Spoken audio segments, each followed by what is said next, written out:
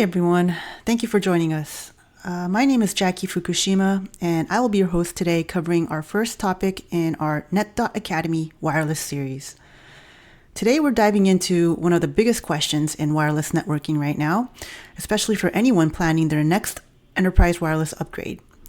Should you upgrade to Wi-Fi 6E or go straight to Wi-Fi 7? So both Wi-Fi 6E and Wi-Fi 7 technologies are now available in the market.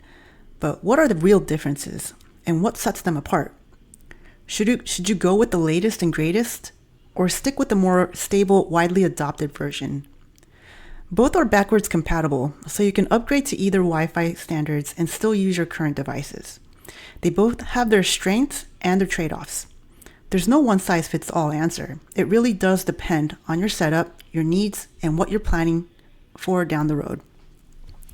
In this video, we'll break down the key features of each technologies, highlight the benefits, caveats, considerations, and give you a practical guidance on which technology might be the better fit for your environment, whether you're designing a new network or refreshing an existing one. But before we jump in, make sure to subscribe to the channel for up-to-date content. Please leave us a like if this video helps you out, and drop any questions, thoughts, and suggestions in the comments below. All right, let's get into it. For today's agenda, we will first do a quick recap on Wi-Fi 6E. Then we'll look at what's new in Wi-Fi 7. We'll compare the two side by side, talk about some pros and cons, explore real-world enterprise use cases, and wrap up with a practical guide on what steps to take to decide on the right technology and how to prepare for a future upgrade. Let's start by breaking down what Wi-Fi 6E is.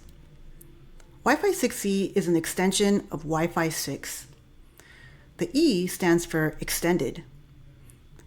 There was only one significant change that Wi-Fi 6E introduced, and that was access to a brand new part of the wireless spectrum, the 6 GHz band.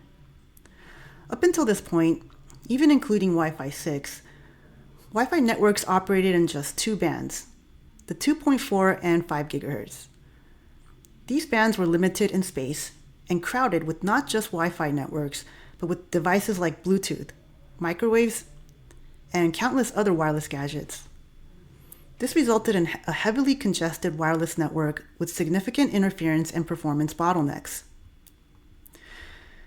With Wi-Fi 6E, we gained access to 1200 megahertz of new spectrum in the 6 gigahertz range here in the US. That's more than double the total spectrum we had with 2.4 and 5 gigahertz combined. This expanded spectrum allowed for increased capacity and wider channel widths, up to 160 megahertz, which meant more bandwidth per client and far less interference in dense environments. Security also takes a step forward. Wi-Fi 6E mandates the use of WPA3, ensuring stronger encryption and better performance for modern wireless networks. So why is Wi-Fi 6E and 6 GHz such a big deal? What are the true benefits of this new spectrum? Well, the increased channel space allowed for consistent use of wider channels, which meant increased capacity, higher throughput, and faster speeds. The 6 GHz spectrum also has no legacy Wi-Fi devices and minimal overlap with non-Wi-Fi equipment. This clean airspace means less interference, leading to more reliable connections. And because there are fewer competing devices in the 6 GHz spectrum, this reduced latency.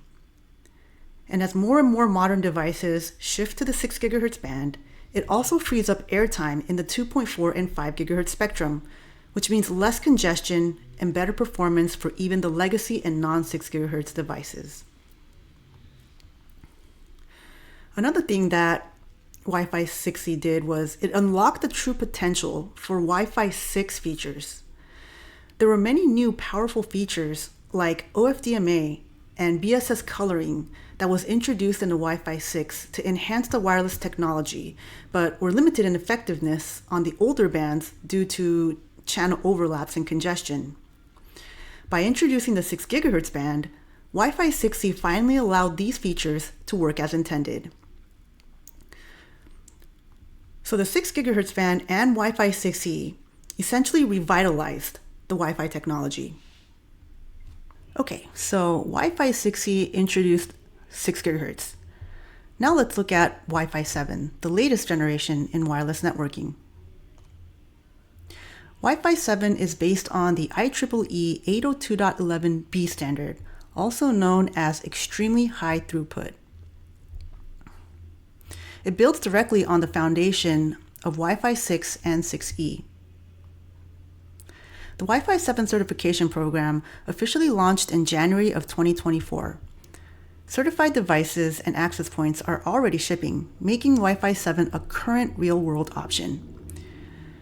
It operates across all 3 frequency bands, 2.4, 5, and 6 gigahertz, just like Wi-Fi 6E.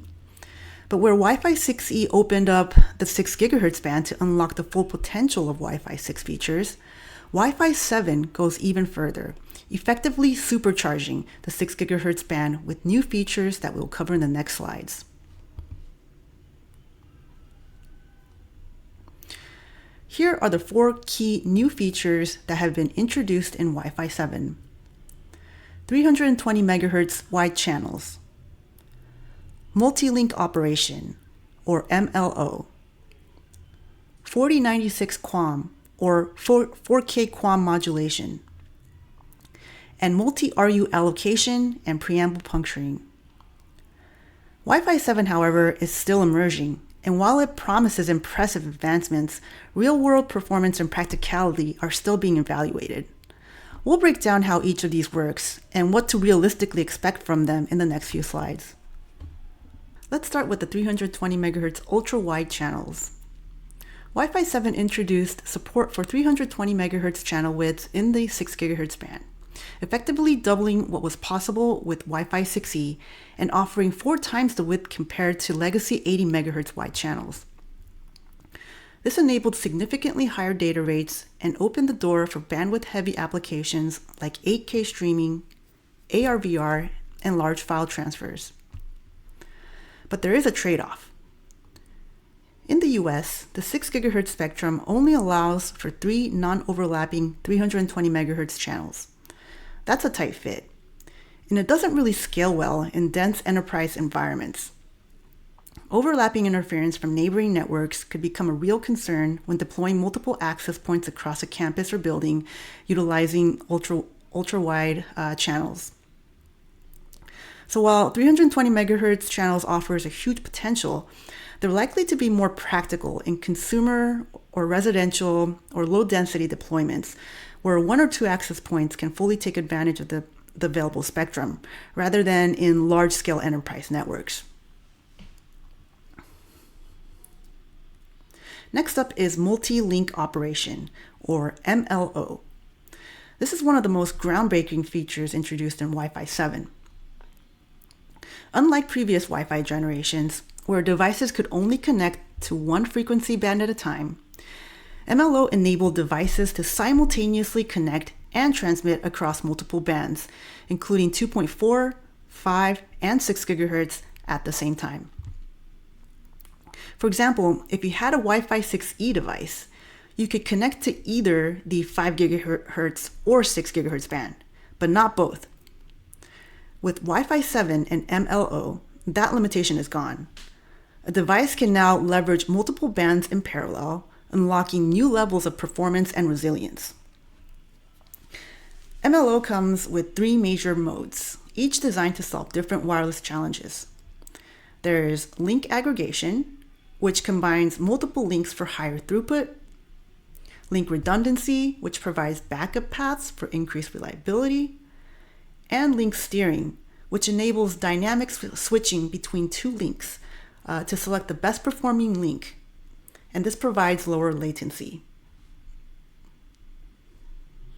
One key consideration, however, is that both client device and the access point must support MLO.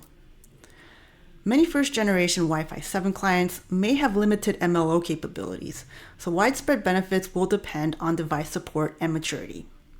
With that said, MLO shows a lot of promise, especially in emerging use cases like Mesh AP backhauls, where multiple links can boost reliability, or AR/VR environments where ultra-low latency is critical. While we need to see how this performance in real-world deployments go, MLO could be a true turning point in how we think about wireless connectivity. Okay, I think that this is a good place to end this first part of the video, but we do have a lot more ground to cover, so please join me in the next video. Thank you for joining today, and please subscribe and click the notification icon to be notified when the next video is uploaded. Need help? Call our cybersecurity team and book a consultation with us today.